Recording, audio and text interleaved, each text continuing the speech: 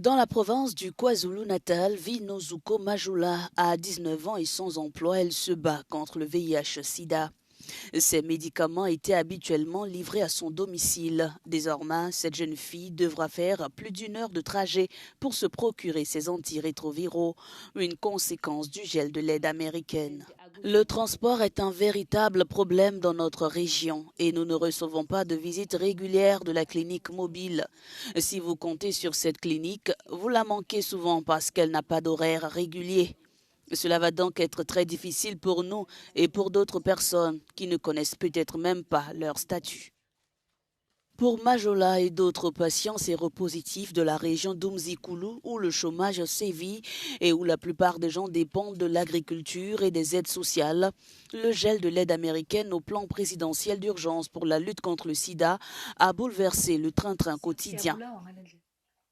Nous serons tués de cette manière, nous allons tous mourir.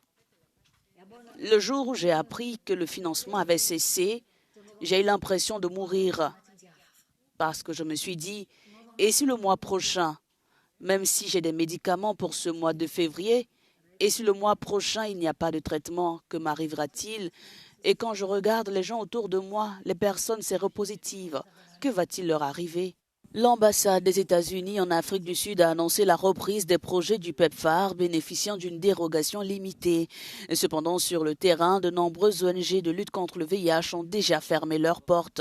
Les patients sont redirigés vers des établissements de santé en difficulté. Nous n'avons pas réussi à fermer le robinet des nouvelles infections, mais nous avons obtenu de bons résultats en termes de mise sous traitement.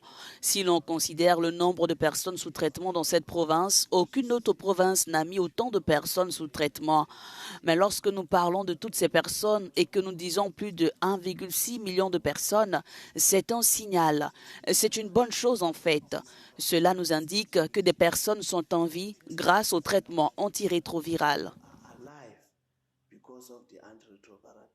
Outre les médicaments, ces programmes PEPFAR ont permis au personnel de santé de tester des patients séropositifs dans des villages éloignés.